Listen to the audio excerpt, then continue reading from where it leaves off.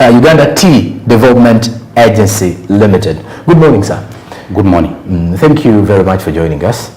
And thank you for inviting me. And we are humbled to have you here. So first, give us a preamble of the Uganda Tea Development Agency Limited. What is it a platform for all the tea growers, tea processors? What is it? Yeah, Uganda Tea Development Agency is not a platform for all the tea processors or developers and those involved in the business. Okay. The platform for tea businesses is Uganda Tea Association. Okay. A voluntary organization, all right, but it is also recognized at the regional tea trade association called the EATA, the East African Tea Trade Association. Okay. Uganda Tea Development Agency is a member of that other bigger regional association. But Uganda Tea Development Agency predominantly looks after the interests of smallholders, smallholder tea farmers. Okay. And these smallholder tea farmers are in the areas of Bushenyi, Buhweju, Kanungu, and parts of Kabale and Rukungiri. Okay. So Uganda Tea Development Agency essentially gives management services because it has the expertise in areas of managing tea plants, managing tea production, and everything up to marketing the tea in the world market and in the local markets here. Okay. If you to as well break down for us, how many tea processing companies do we have in the country, and maybe what are the mega tea estates that we have? With the last factory opened by businessman Hassan Basaja Balaba. Okay. Now there should be 31 tea processing factories. Now if Hima tea factory owned by the Mkwano group was processing as well, then there would be 32 processing factories. Okay. Yeah. And does this represent, are these processing companies always put in place in the tea estates, or they are independent? The processing companies have two categories. Like I said, we're in charge of smallholders in a particular area. Okay. And we used to be one big organization in charge of smallholders in the whole country. Okay. But now there are other smallholders independent. But we have two broad categories, which is smallholders and plantations. So every plantation company has a processing factory. So essentially a plantation to a factory. But in the smallholder area it's different, because there are smallholders that have their own factories. Okay. But in those areas there are also smallholders with commercially viable large plantations, but not enough leaf, who get leaf from other smallholders. So those are, we call them the private investors in tea. Now that's why I mentioned, Global Tea, there's Chamunga, Swazi, we have Rusekere in Kabarole, we have many of those other factories, but their leaf predominantly comes from smallholders. Today, as we speak, the plantation tea to smallholder tea, that ratio should be in the area of smallholders to plantation in the area of 60 to 40. Okay. Right now. As we want to believe, all Ugandans have to actually accept that tea is an important crop here in Uganda, or crop commodity, cash crop in Uganda entirely. But according to the shape up of the tea industry, or I would say people who are actually in the tea growing, majorly on the household level, how true is that?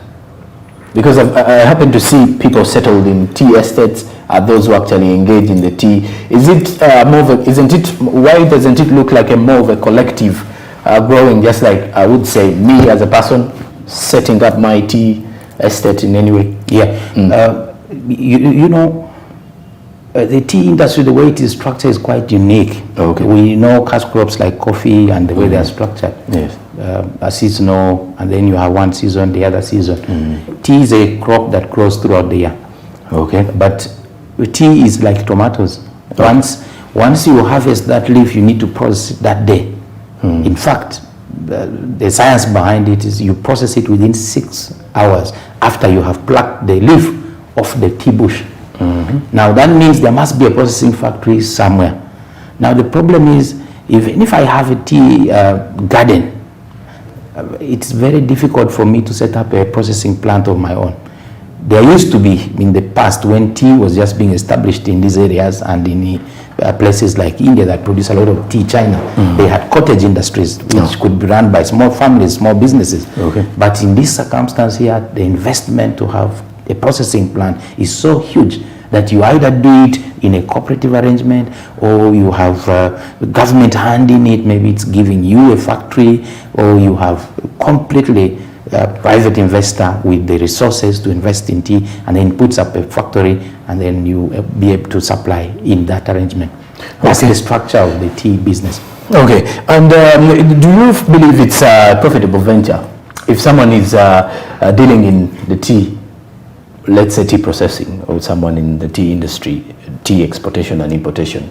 After the break, I would want us to go into the volumes that we export though. Yes. But now if you're to look at the issue of productivity and let's say profitability, how profitable is the tea industry? Tea is a very profitable business as long as you take tea growing and every other associated aspect of that value chain as a business.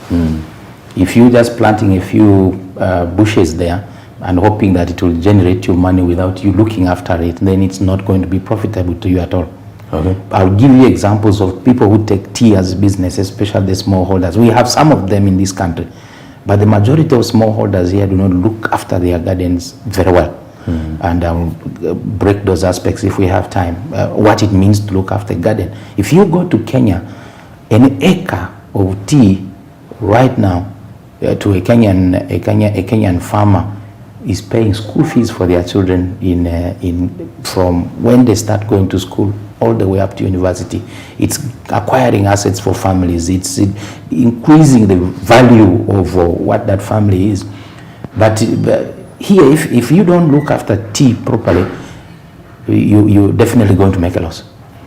But it's a profitable business. And the good thing about tea is that you're going to be earning an income from day one in January up to the last day in December. Then you'll start again in the next year. So it's 24/7, you're going to get some income from tea. Unlike other seasonal crops, the only thing is when the seasons actually do come, if it's a rainy season, you're going to get more production because it's a rain-fed thing, and you need rains actually to increase your production. But even when the rains are not there, the bush doesn't die. It continues to produce, but now at a reduced rate. Okay. So it's definitely profitable. All right. After the break, we're going to have some discussions to do with importation, production levels, volumes. I need something to do with how is our market on the East African Community Bloc. I believe you can give us some of those. And for all of you that are just joining in, we're taking a look at Uganda's tea production entirely.